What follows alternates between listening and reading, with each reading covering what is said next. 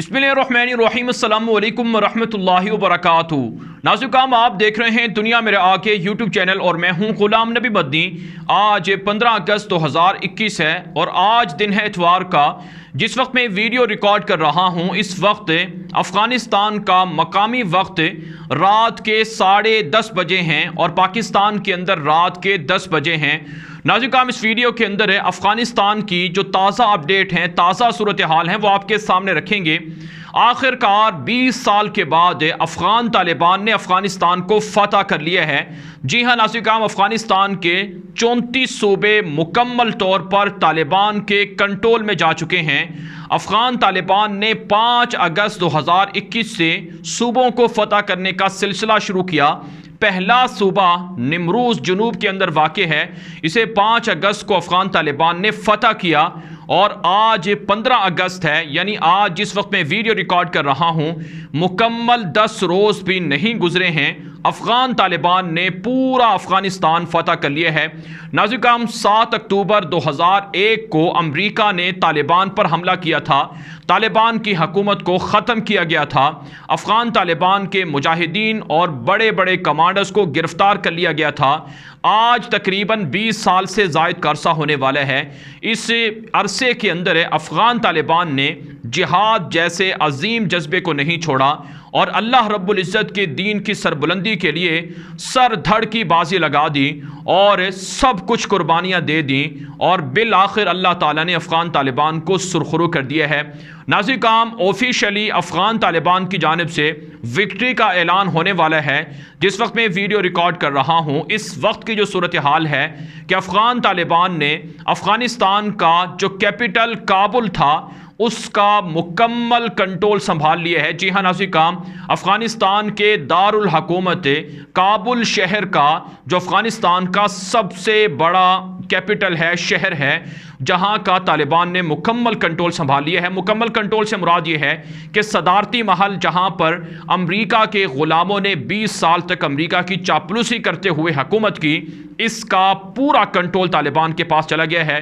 तालिबान की जो खुसूसी फ़ोर्स है, खुसूसी कमांडो है, जिसको तालिबान ने तैयार किया था इसी मकसद के लिए, जो तालिबान की गुरेला फ़ोर्स है, जैसा कि पाकिस्तान की SSG कमांडो फ़ोर्स है, इस फोर्स का नाम बदरी 313 है। जो जंगे बदर हुई थी उसके नाम से तालिबान ने अपनी इस खुसूसी फ़ौज को नाम दिया है, उससे मौसूम किए है। और 313 जो सहाबा इकराम रिज़वानुल्लाहि अलैहिम अजमईन की तादाद थी, उनके साथ इस तादाद को नथी किया गया है। तो जो अफ़गान तालिबान की खुसूसी कमांडो फ़ौज है बदरी, इसने काबुल के सदारती महल का कंट्रोल संभाल लिया है और अफ़गान तालिबान के जो फ़ौजी कमीशन के नायब हैं मुल्ला मोहम्मद याकूब, जो मुल्ला उमर के बेटे हैं रहीमहुल्लाह, उनके जो बेटे हैं मुल्ला याकूब जो तालिबान के आर्मी चीफ हैं, उनके जो नायब हैं मुल्ला अब्दुल क़य्यूम, ये वो पहले शख्स थे जो अफ़गानिस्तान के सदारती महल के अंदर दाखिल हुए। नाज़िकाम, ये जो मुल्ला अब्दुल क़य्यूम हैं ये अफ़गान तालिबान के सीनियर कायदीन में शामिल होते हैं और इनको अमेरिका ने गिरफ़्तार करके गवांता नामो बे जेल के अंदर भी रखा था, जिन्हें बाद में तालिबान के मुआहदे के ज़रिए से रिहा करवाया गया था। तो इन्होंने सबसे पहले काबुल सदारती महल के अंदर कदम रखे और इस वक्त जब मैं वीडियो रिकॉर्ड कर रहा हूं 15 अगस्त रात के 10:30 बजे के बाद का वक्त है, अफ़गान तालिबान ने पूरे सदारती महल को कंट्रोल में लिया हुआ है और जगह जगह पर सदारती महल पर झंडे भी लहरा दिए गए हैं, इस्लामी इमारत के झंडे लहरा दिए गए हैं। आज अशरफ गनी, जो अफ़गानिस्तान का मकामी वक्त है, जो दोपहर के 3 बजे के बाद का वक्त था जब अशरफ गनी ने काबुल सदारती महल को छोड़ा और अफ़गानिस्तान से वो जहाज़ के अंदर बैठकर ताजिकिस्तान भाग गया। अशरफ गनी के हवाले से जो उनके करीबी साथी हैं वो उनको लान तान भी कर रहे हैं और ख़बर यह है कि अशरफ गनी ने 3 लैंड क्रूज़र के अंदर डॉलर भरे थे। डॉलरों को जमा करके 3 गाड़ियों के अंदर रखकर वो अपने साथ लेकर जाना चाहता था, जिनकी मालियत तकरीबन $45 मिलियन बनती थी। तो लेकिन जब वो जहाज़ पे सवार होने लगा तो तालिबान के और दीगर जो लोग थे उन्होंने जो उस वक्त जिन्होंने कंट्रोल संभाला हुआ था एयरपोर्ट का, तो उन्होंने अशरफ गनी को ये पैसे वापस लेकर जाने की इजाज़त, अपने साथ लेकर जाने की इजाज़त नहीं दी। ये लूटा हुआ पैसा था। और नाज़रीन काम खबर ये है कि अफ़गानिस्तान का जो सराफा बाज़ार है उसका तालिबान ने कंट्रोल कर लिया है ताकि मनी लॉन्ड्रिंग ना हो, डॉलरों को अफ़गानिस्तान से बाहर मुंतकिल ना किया जाए। नाज़रीन काम जिस वक्त मैं वीडियो रिकॉर्ड कर रहा हूँ ये रात का वक्त है और इस वक्त काबुल के अंदर हर तरफ अमन ही अमन है। पूरे काबुल का कंट्रोल तालिबान के खुसूसी फौजी दस्तों ने संभाल रखा है। कहीं पर हमें कोई बदअमनी नजर नहीं आ रही है, ना कहीं पर गोली चली है, ना कहीं पर धमाका हुआ है और ना कहीं पर किसी की लाश गिरी है।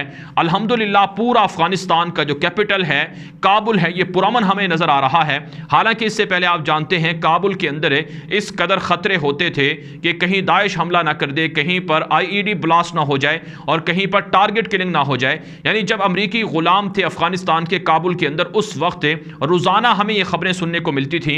लेकिन अफगान तालिबान के काबुल हुकूमत, जो काबुल शहर है, इसके अंदर दाखिल होने के बाद कोई लड़ाई, कोई झगड़ा, कोई किसी किस्म की बदअमनी हमें देखने में नहीं आई, क्योंकि अफगान तालिबान ने कंट्रोल संभाल लिया है। इसका अंदाज़ा इससे आप लगा सकते हैं कि जिस तरह से 1997 के अंदर अफगान तालिबान की हुकूमत थी, उस वक्त जिस तरह से अमन हुआ करता था अफगानिस्तान के अंदर, अल्हम्दुलिल्लाह 20 सालों के बाद उसी तरह का अमन अफगानिस्तान के अंदर आ चुका है और अब अफगानिस्तान की सरजमीन पुरअमन हो गई है।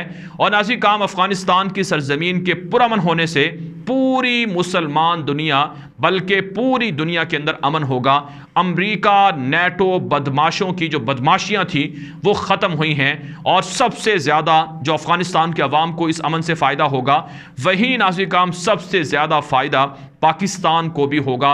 पाकिस्तान की 2690 किलोमीटर तवील सरहद है।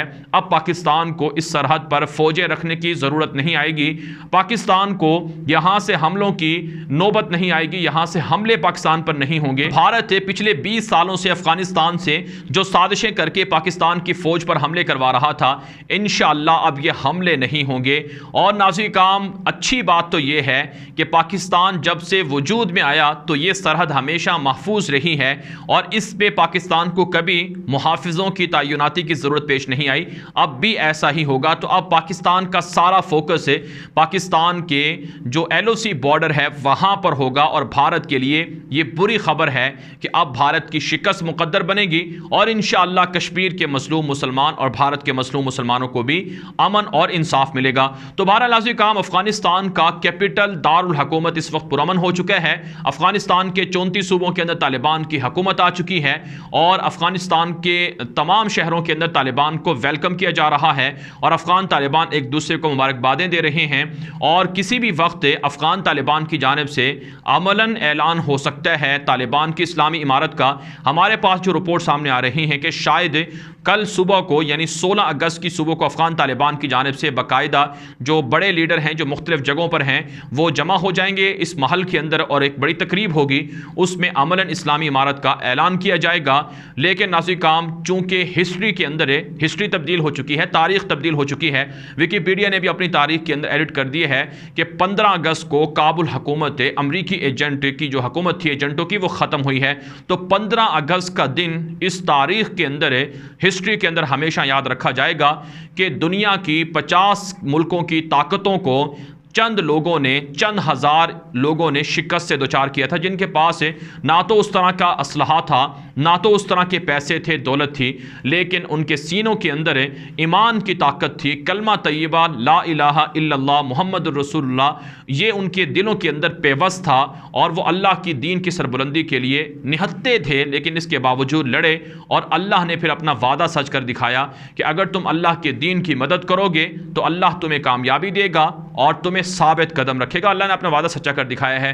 नाज़रीन काम इस वक्त जो खबरें सामने आ रही हैं कि काबुल के अंदर जो साबिक सदर हामिद करज़ई थे, चूँकि उन्होंने तालिबान की मुखालफत से दस्तबरदारी का ऐलान भी कर दिया है, तालिबान ने उन्हें सिक्योरिटी दे दी है। इसी तरह से गुलबदीन हिकमतयार को और जो साबिक मुजाहिदीन के लीडर रहे थे सोवियत यूनियन के ज़माने में उस्ताद अब्दुल रसूल सयाफ़ उसे और डॉक्टर अब्दुल्ला को इनको सिक्योरिटी प्रोवाइड कर दी गई है और ये लोग अफ़गानिस्तान के अंदर ही हैं।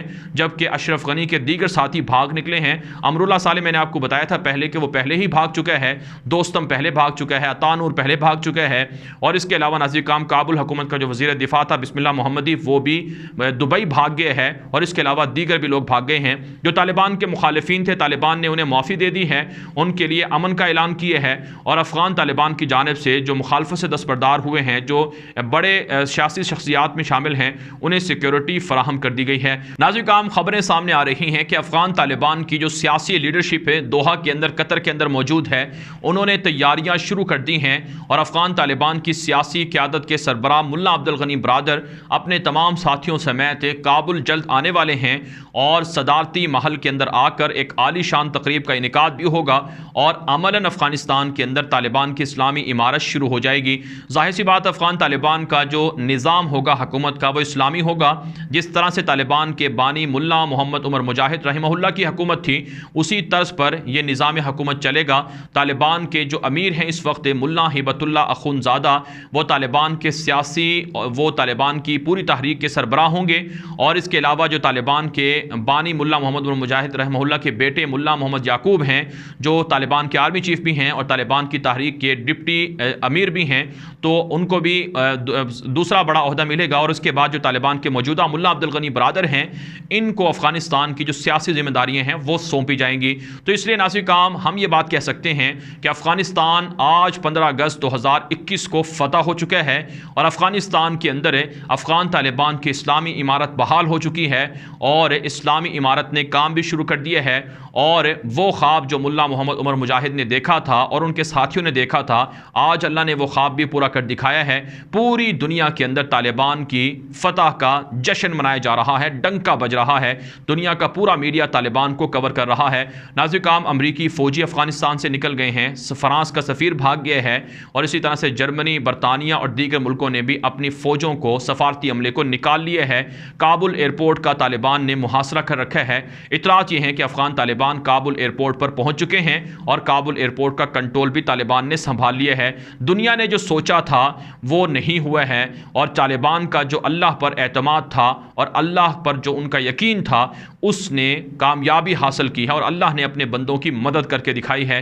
नाज़िर काम अमेरिका ने ऐलान किया था कि 31 अगस्त 2021 को वो अपनी मुकम्मल फ़ौजी इनखला करेगा, और तवक्कुआत ये थी कि शायद अगस्त के बाद तालिबान कंट्रोल संभालें, और बहुत से लोगों के तज्ज़िये ये थे कि 6 महीने साल लग सकता है तालिबान को अमलन इस्लामी इमारत बहाल करने में। लेकिन आपको पता होगा, हमने आपको जब से अफ़गानिस्तान का इशू है, तब से जब से हम यूट्यूब पर मौजूद हैं, हम अफ़गानिस्तान के हवाले से अपडेट देते आ रहे हैं।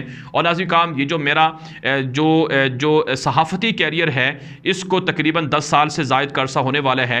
इस 10 साल के अरसे में अल्लाह का शुक्र है, इस पर जितना मैं शुक्र अदा करूँ उतना कम है कि अल्लाह रब्बुल इज़्ज़त ने मुझे अहले हक़ का साथ देने की तौफ़ीक अता की है। और मैंने हमेशा पिछले 10 साल से मैं कॉलम भी लिखता हूँ, तो मेरे सहाफ़ती जो कैरियर का आगाज़ है वो कॉलम निगारी से हुआ था।